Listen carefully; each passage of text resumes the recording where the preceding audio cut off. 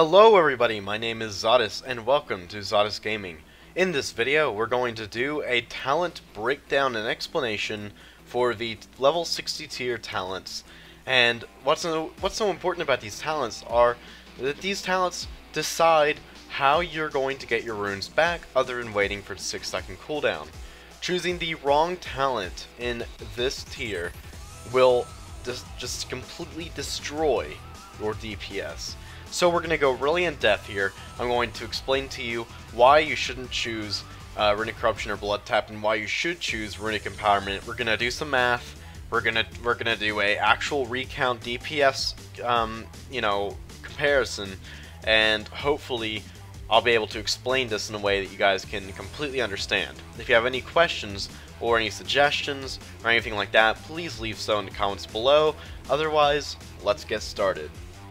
Alright, so let's begin by reading and explaining exactly what and how all of these three different abilities work. Let's begin with the one that I use, Runic Empowerment.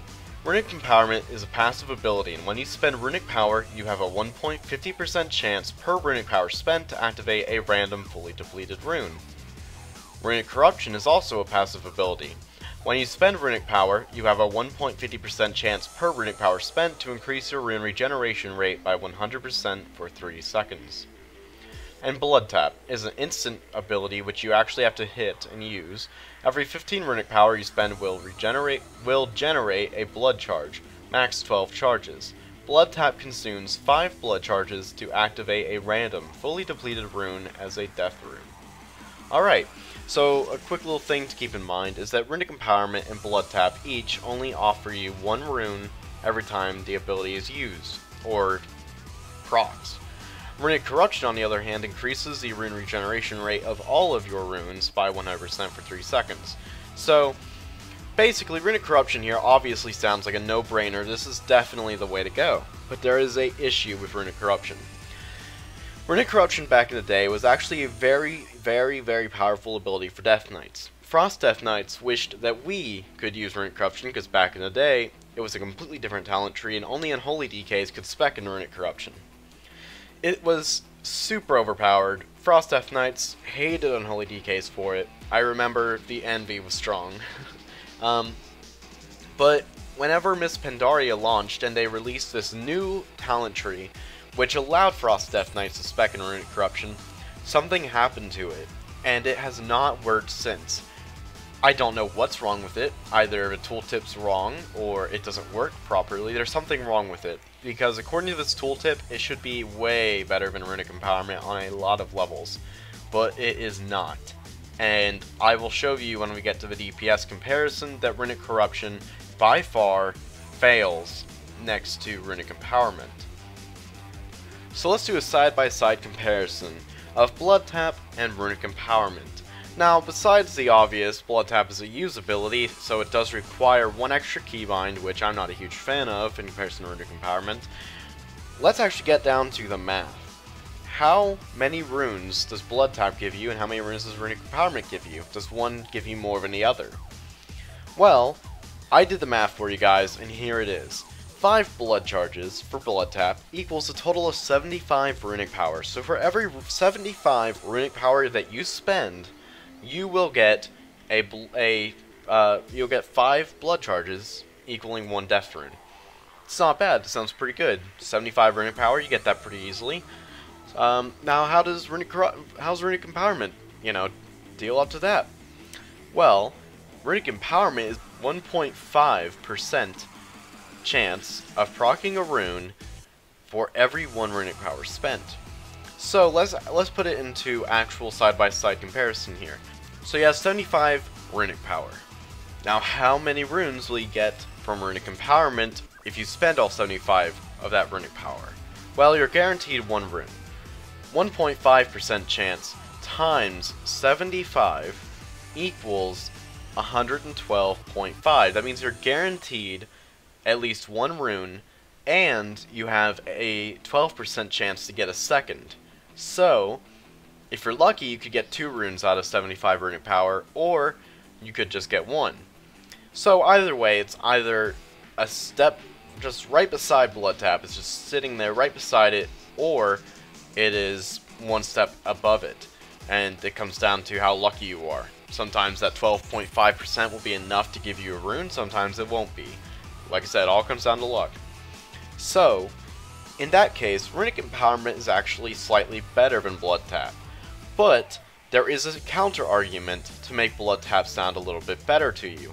Some people, especially people that like micromanagement, would rather go with Blood Tap because Blood Tap you have full control over it. You're not hoping for that second proc, you're not hoping you have runes when you need them. You save up your blood charges and you unload your runes whenever you need them. You get, you can store up to 2 runes, and so you can hold on to those.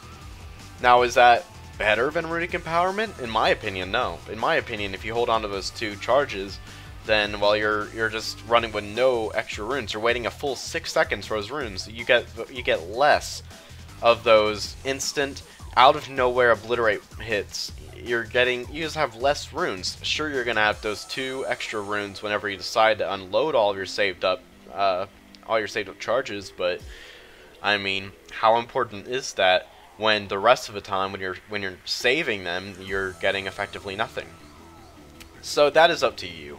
Some people would prefer to run Blood Tap, some won't, but my honest opinion, unless for whatever reason you strongly believe in Blood Tap, I would recommend not running with it and running Runic Empowerment. Now, we've covered Runic Corruption, but there's really no math for me to give you to prove that this is not working. All I can show you is the recount and let you guys see for yourself the damage. So we're going to do exactly that. We're going to run a little test here, and the test is going to be, in 30 seconds, how much damage can I put out with no burst, nothing like that. I'll even take off my trinkets, that way there's no proc or anything.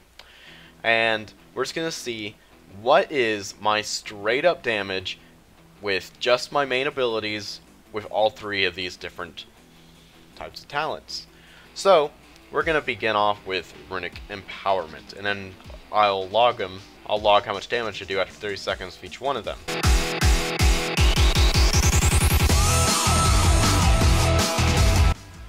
What? What? No! We're gonna redo that on a different training dummy. Hopefully I don't die this time. Alright, we're gonna begin in 3, 2, 1.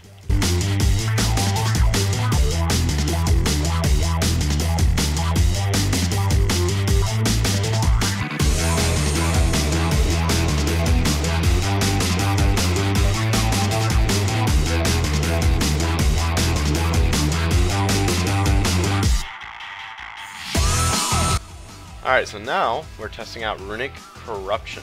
Once again, 30 seconds, no burst, no proc trinket, just straight up damage. On 3, 2.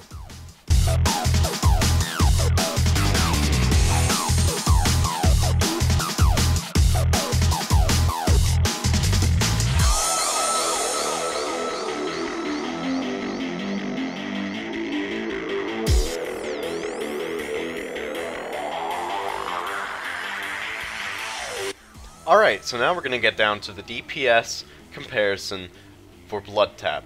Once again, there is no proc trinket. We're not going to burst or use any kind of cooldowns, just the typical rotation. So let's get started.